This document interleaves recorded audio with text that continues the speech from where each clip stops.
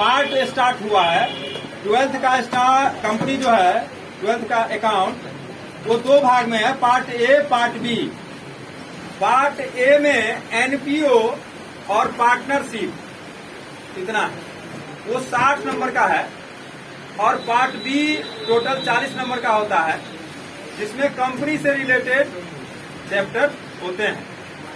तो इस भाग का ही मूल चीज है कंपनी, और 1 नंबर लेसन का भी मेरा नाम है कंपनी सामान्य परिचय। तो सबसे पहला क्वेश्चन इसमें यही बनेगा कि कंपनी कहते हैं किसको, कंपनी का परिभाषा दें, फर्स्ट क्वेश्चन यही बनेगा।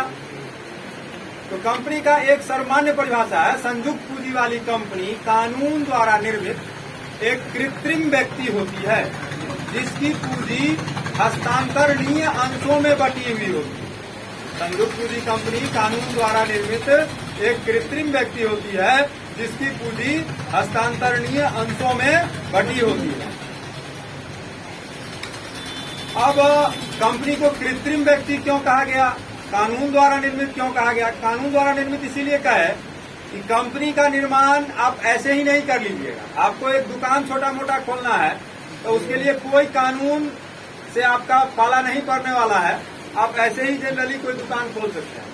लेकिन कंपनी खोलना है आपको तो कानून के तहत ही कंपनी का निर्माण होगा, कानूनी दावपेच में जाना होगा, कानूनी प्रक्रियाओं को पूरा करना होगा, तब कंपनी स्टार्ट होगी। इसीलिए कंपनी का निर्माण होता है कानून के तहत। संयुक्त पूंजी वाली कंपनी कानून द्वारा निर्मित एक कृत्रिम व्यक्ति है। कंपनी को कृत्रिम व्यक्ति क्यों कहे? कृत्रिम व्यक्ति इसीलिए कहे कि कंपनी को बनाता कौन है? आदमी बनाता है, मनुष्य बनाता है। जिसको मनुष्य बनाता है वो कृत्रिम कहलाता है। और व्यक्ति उसको इसीलिए कहे कि एक व्यक्ति में जो कुछ बातें मौजूद होती हैं वो कंपनी में भी मौजूद होती है। जैसे एक व्यक्ति का कुछ नाम होता है तो कंपनी का भी कुछ नाम होता है। एक व्यक्ति के ऊपर मुकदमा हो सकता है तो कंपनी के भी ऊपर मुकदमा हो सकता है। एक व्यक्ति किसी दूसरे व्यक्ति के ऊपर मुकदमा कर सकता है तो कंपनी भी किसी दूसरे व्यक्ति के ऊपर मुकदमा कर सकती है। एक व्यक्ति का जन्म होता है तो कंपनी भी जहां से स्टार्ट होती है तो जन्म माना जाता है उसका। एक व्यक्ति का मरण होता है तो कंपनी का भी जब समापन हो जाता है तो उसका मरण माना जाता है। इसीलिए कंपनी को कृत्रिम व्यक्ति कहा जाता है। अब इस एक प्रश्न में 2 प्रश्न का जवाब निहित हो गया। आपको एक प्रश्न ऐसे भी आ सकता है मेरे छात्रों को कि संयुक्त पूंजी वाली कंपनी कृत्रिम व्यक्ति है, कैसे समझाएं? तो कृत्रिम व्यक्ति कैसे समझा सकते हैं अब आप उसको? डिफिनेशन में हमने 2 विद्वानों का परिभाषा दिया है। Professor LH. हेने के अनुसार कंपनी व्यक्तियों की एक ऐसी ऐच्छिक संस्था है जिसकी पूंजी उन हस्तांतरणीय अंशों में बटी होती है जिसका स्वामित्व कंपनी की सदस्यता की शर्त होती है। मतलब कंपनी की पूंजी, एल.एच. हेने ने कहा है, प्रोफेसर एल.एच. हेने ने, कि कंपनी की पूंजी अंशों में बटी होती है, हस्तांतरणीय अंशों में बटी होती है। और वो अंश का जो मालिक होगा, वो अंश जो आदमी खरीदेगा वही आदमी उस कंपनी का सदस्य कहलाएगा।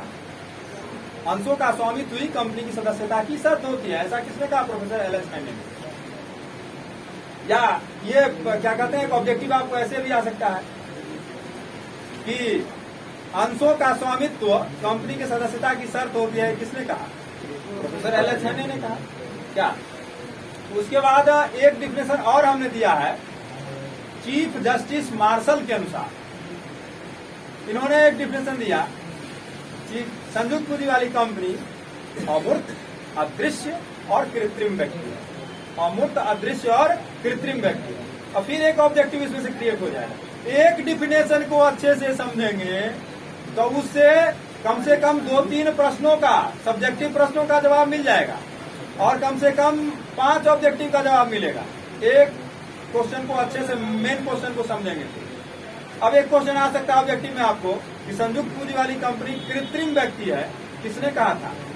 Chief justice Marshall. किसने कहा था? Chief justice Marshall. या वो डिफिनेशन ऊपर में दिया हुआ रहेगा, जो डिफिनेशन मार्शल साहब का डिफिनेशन है वो पूरा डिफिनेशन ऊपर में दिया हुआ रहेगा। नीचे रहेगा कि भाई किसने कहा है? मार्शल ने कहा है। और तीसरा कोई भी नाम हमको दे देगा तो हम नहीं ना चुनेंगे, मालूम रहेगा तो अभी हमने आपको कंपनी का डिफिनेशन बताया या उसकी अवधारणा को बताया।